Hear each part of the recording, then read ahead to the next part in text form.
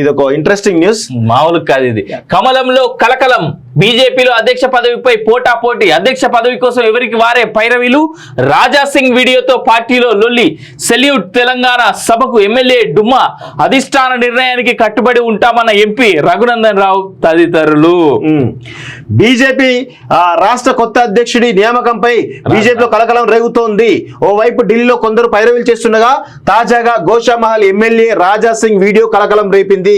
ఈ క్రమంలో అధిష్టానం తీసుకునేటువంటి నిర్ణయానికి కట్టుబడి ఉంటామని మెదక్ ఎంపీ రఘునందన్ రావు స్పందించారు. పార్టీ అధిష్టానం ఆదేశాలు తప్పకుండా పాటిస్తాను, కండువా కప్పుకున్న రోజు నుంచి నేను బీజేపీ యొక్క కార్యకర్తను, కొత్తగా వచ్చిన నేతలకు పదవి రాదు అనేది ఏమీ లేదు. ఇది నిన్న నేను అడిగిన క్వశ్చన్ కు సమాధానం. ఇదంతా కూడా నేను అడిగిన క్వశ్చన్ ఇది.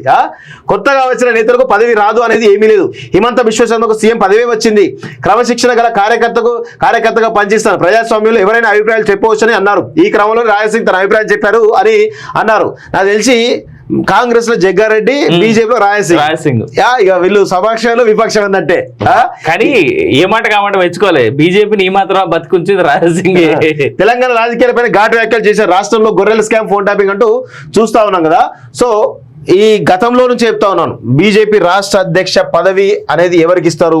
ఈటల్ రాజేందర్ రేస్ లో ఉన్నాడు, రఘునందన్ రావు రేస్ లో ఉన్నాడు, డీకేఆర్ ఉంది. అదే విధంగా వీళ్ళకి ఇవ్వద్దు, కొత్త వాళ్ళకి ఇవ్వద్దు, పాత వాళ్ళకి ఇవ్వాలంటే ఒక ప్రపోజల్ పాత సీనియర్లు ఇస్తా ఉన్నారు. అంటే తెలంగాణ బీజేపీలో సీనియర్లు వర్సెస్ జూనియర్ల ఫైట్ చాలా తారాస్థాయికి చేరుకున్నట్టే అర్థమవుతుంది.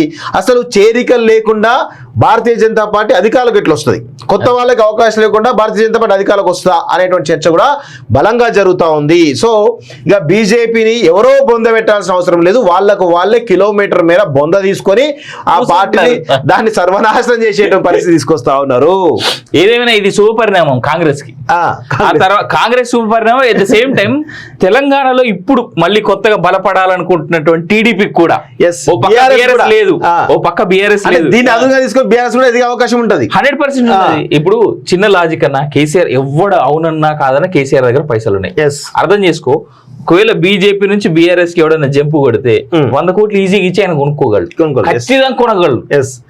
ఇగో ఇలా ఉంటే రాష్ట్ర బీజేపీలో గ్రూప్ లొల్లి కొనసాగుతుంది. రాష్ట్ర అధ్యక్ష పదవి కోసం పలువురు లీడర్లు తమ వంతు ప్రయత్నాలు చేసుకుంటున్నారు. ఢిల్లీ వెళ్లి అగ్రనేతలు కలిసి ఆశీస్సులు పొందుతున్నారు. మరికొందరు ఆర్ఎస్ఎస్ ద్వారా ప్రయత్నాలు ప్రారంభించారు. ఈ తరుణంలో గోషామహల్ ఎమ్మెల్యే రాజసింగ్ చేసిన కామెంట్లు సంచలనం రేకెత్తించాయి.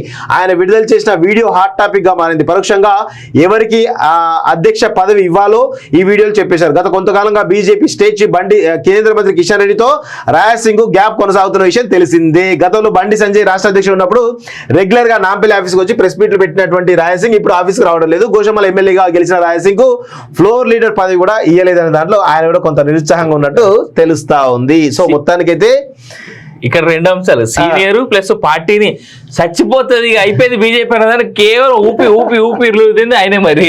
యా